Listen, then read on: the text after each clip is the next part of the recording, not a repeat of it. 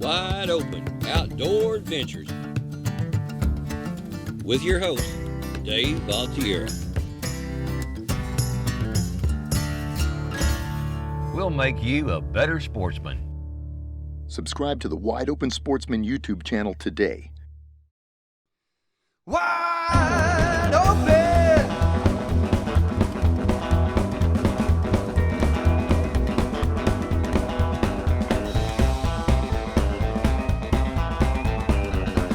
Thanks for joining us today on this episode of Wide Open Outdoor Adventures. I'm Dave Valtiera. Today we're fishing my old stomping grounds, Port Aransas. We're going offshore for some rod bending action.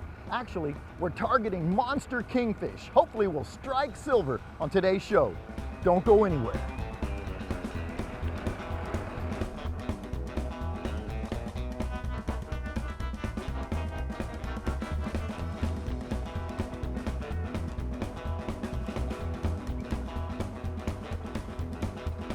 All right, guys, our sights are on big kingfish offshore out of Port Aransas. You know, they're one of the most common offshore fish. You can catch them in the subtropical waters, and they're kind of the Atlantic America's fish. You know, you can catch them from North Carolina to the south of Brazil. And reports of them being caught in Maine is crazy, but also all the way as far south as Rio de Janeiro. I mean, they're migratory fish, they're schooling fish, they spawn in the Gulf of Mexico, and you can catch them in the summer months. That's what we're gonna do.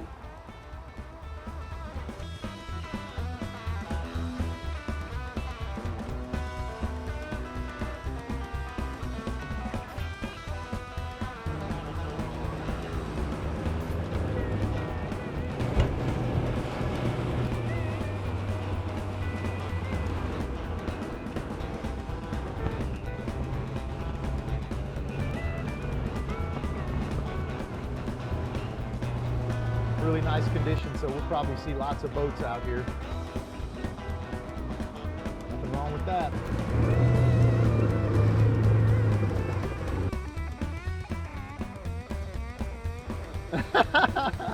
You know, we're out here in the sun a lot, and just makes good sense to wear sunscreen or wear one of these buffs. These are kind of like the newest, coolest thing. They give you a sun protection factor of like about 45 or 50, and just get kind of covered up. Use sunblock if you want, but I like these buffs. They're great.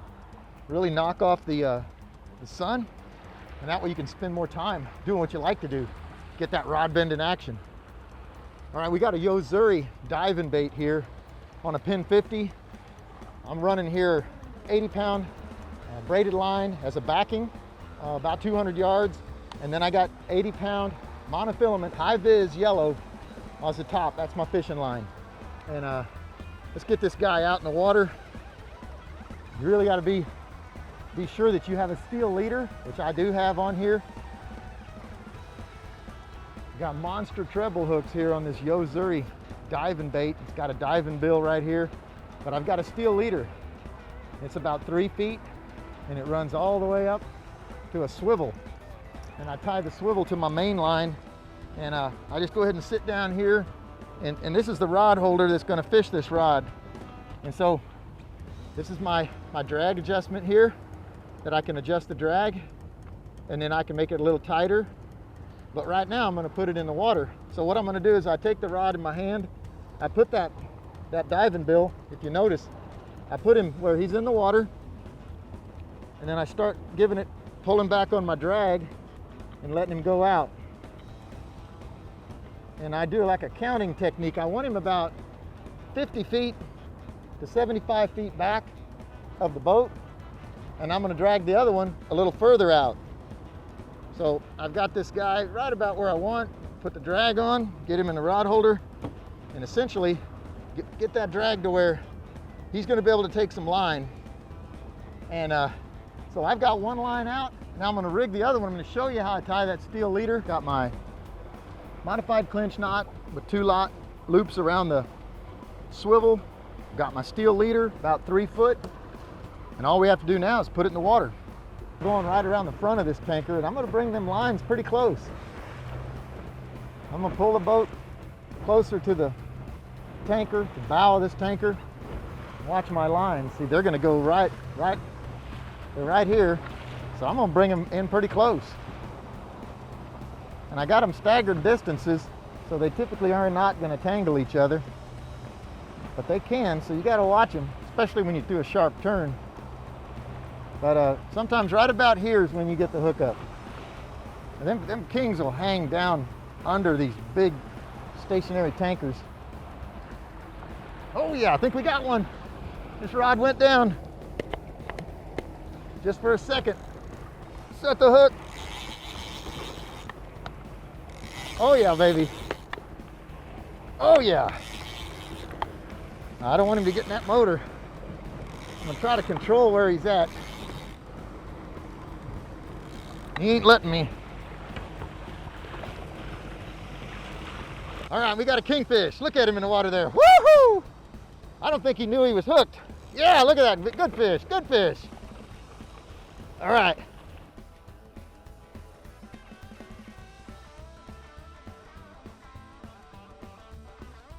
He didn't really fight that much till he got close to the boat.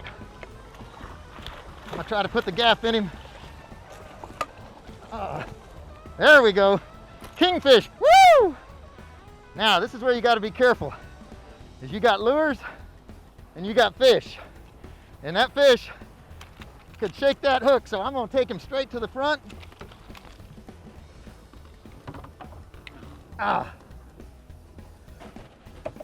Get my gaff. The whole thing is about control. I stuck that fish, held him away, kept the rod and the line tight, but not too tight. That lure come out, boom, that hook will come find you. All right, good kingfish. But what I did is I took him straight to the ice box, get the gaff out, and get that put away, because that's a dangerous son of a gun right there if you step on it wrong. Now, I'm gonna go ahead and get my glove on. I got a fish grabbing glove here. That way I have one hand that's protected. Let's take a look at this fish. What I'm gonna do is I'm gonna grab the lure by the hook, and I get that hook out, and then I'm gonna come across, hold that lure. He's still quite alive. I'm gonna turn that hook, try to control the situation. You see what I've done?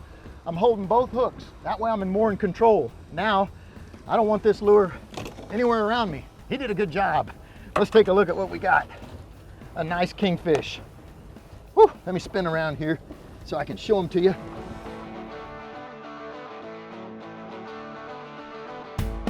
Oh, you know what? I can feel it swimming, so I'm just going to bring it in a little shallower. Get it hooked in the rod holder. You notice there's a, listen, hear that? It went into it snapped into position right there. And now I'm fishing again, but I'm off course. This tanker right behind us, this one right here, we were on this side of it, on the northern side of it, when we got hooked up on that fish. So when you catch a fish, try to remember what just happened. What speed were you trolling at? Where were you at? What were you doing? What lure was it? And then try to get back out there and simulate it.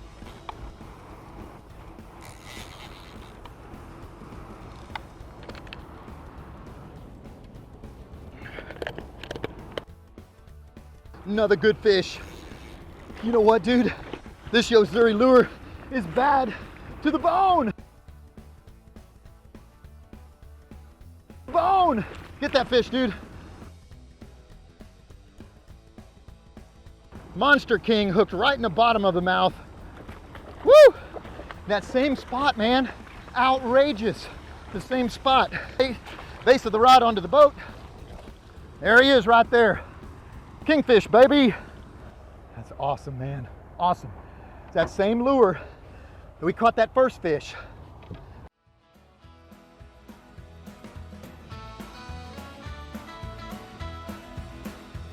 On today's product segment, we're going to talk a little bit about winterizing your boat, preparing it for the season ahead. I'm with Chris of Gulf Coast Marine in Corpus Christi, Texas. What's the most important things to consider, Chris? Well, first of all, Dave, you're going to want to make sure you got your owner's manual so you can follow the procedures. You're going to want to make sure to change the oil filter, your gear oil, grease and lube the propeller, make sure you grease the grease zerks and everything, and the fuel system. The ethanol with the E10 fuel has been wreaking havoc on boaters. Got a couple of fuel samples here of where the ethanol's built up, and you can see the different layers in it. I got a rusted fuel filter that was like this sitting on the boat, and this is what the ethanol does, causes corrosion and water buildup. So you'll want to make sure to check out the procedures for fueling the boat and the additives to put in your fuel to make sure that this doesn't happen to you during the season. Stop into Gulf Coast Marine in Corpus Christi and make sure that your boat is ready for the big fishing season ahead. Wide open! No sooner, this is a good fish. I'm gonna turn away. This is a bigger fish. You know, kingfish are really one of my favorite fish to catch offshore. And the whole body is covered with very small, hardly visible, loosely attached scales. I mean, they're really, really amazing. They kind of have an olive, iridescent, bluish green on the upper section and rosy iridescence on the sides.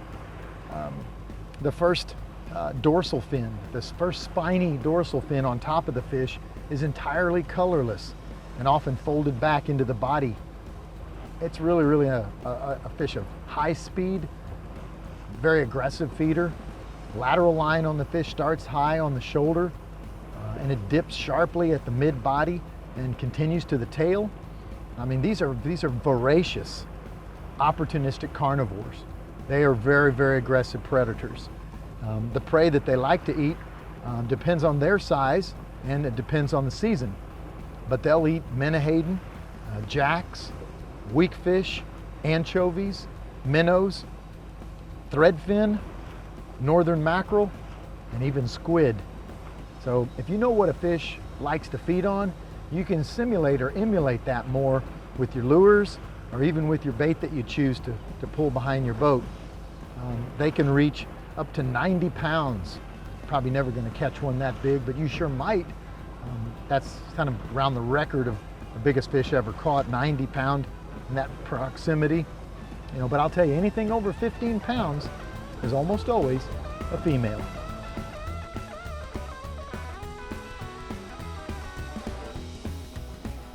One important thing, bring your Texas Parks and Wildlife Fishing Regulations Manual with you for the year that you're fishing. This is 2013.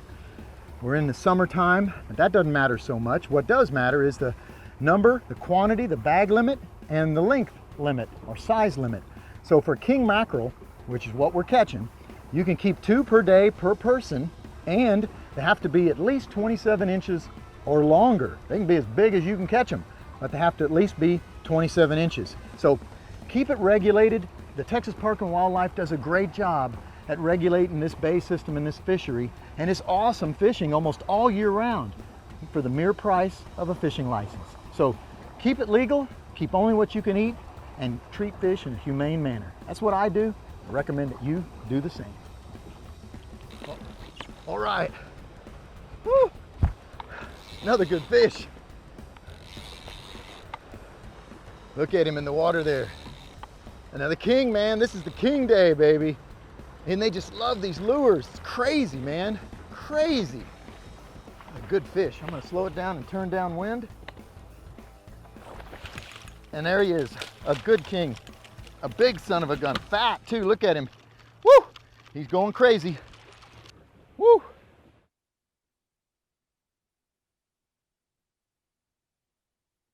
It seems like this one side of the tanker is where the honey hole is. I'm going 7 miles an hour now. Much faster than I normally would troll, but I'm trying to get into position before he starts moving forward. So I'm gonna ease right next to him. He won't mind.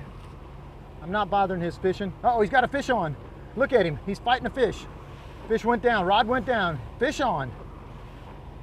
All right, this is that time of year, man. Look at old boy, he's catching a fish too. You see his buddies clearing the line. I'm fishing by myself today, I don't have that luxury. All right, rod bend in action. I bet it's a kingfish. But you know what, with saltwater fishing, you never know, man. Down, rod down. That's the cool thing about this kind of fishing. Oh, there he is on the surface already. He ain't a fighter. Oh, look at him, he's swimming. Oh, he's fighting. He's gonna fight me this way. Look at this king. Woohoo! Oh yeah, look at him in the water right there. He's not even fighting. Look at him, he's swimming, dude. Look at that. Oh, not in the propeller. Look at that, now he's fighting. Woo! Yeah, baby. All right, I'm gonna bring him over to this side. All right, guys, we got our limit. I grabbed this guy, I did not gaff him. Gonna go back to fight another day. And what that does is that forces water right through his mouth and his gills in the natural direction, and he'll be all right, I'm sure. Awesome, awesome. Rod bend in action. This one is on, fish on, baby. Feels like a good fish, he's staying down. You know, the beautiful thing about offshore fishing is you really don't know what you're gonna catch. Of course, he's going on the other side now. So I gotta crisscross these rods again. Now he's going back. Now he's up over here. Look at him on the surface there. You love that lure, man. That's a man lure there. It's a diving bill, 30-footer.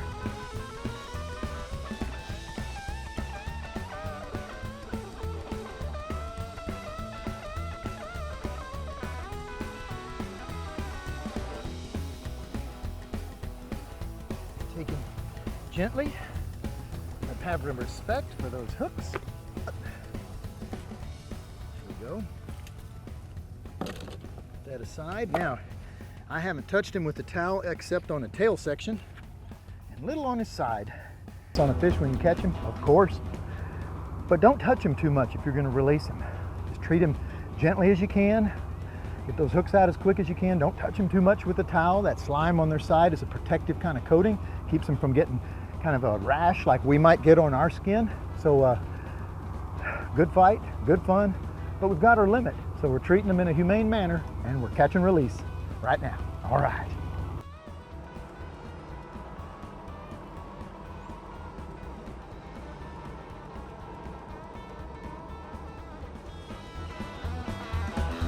Battle stations, battle stations.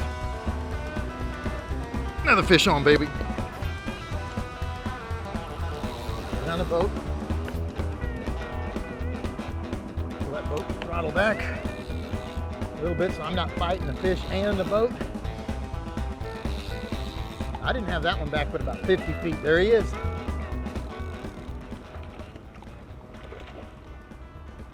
Big king. Rod, this is bigger than the one we just caught. Beautiful fish. Awesome eating right here.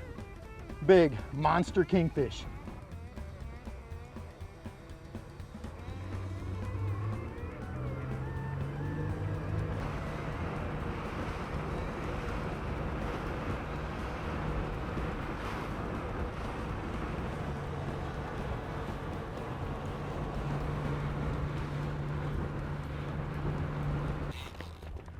Another fish. Woohoo! That's what I'm talking about. Staying down. We turn downwind.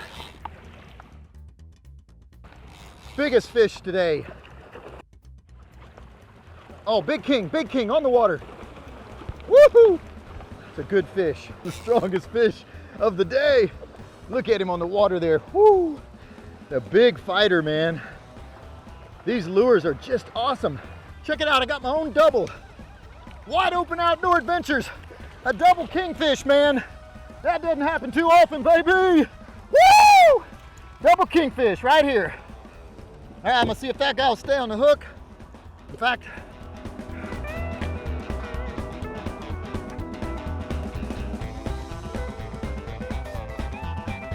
while we were out there catching a kingfish double, I ran across my great friend Dustin McClarity, who caught some amazing red snapper.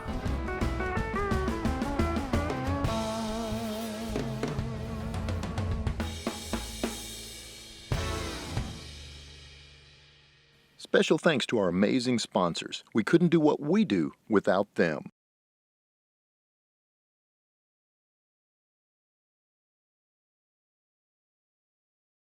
Special thanks to 2 Tons of Steel for allowing us to use their music on this episode of Wide Open Outdoor Adventures.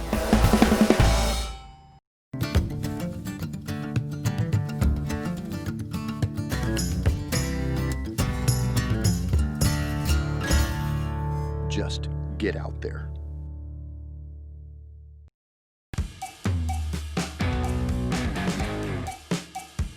Visit wideopensportsman.com every day for your daily fix of adrenaline.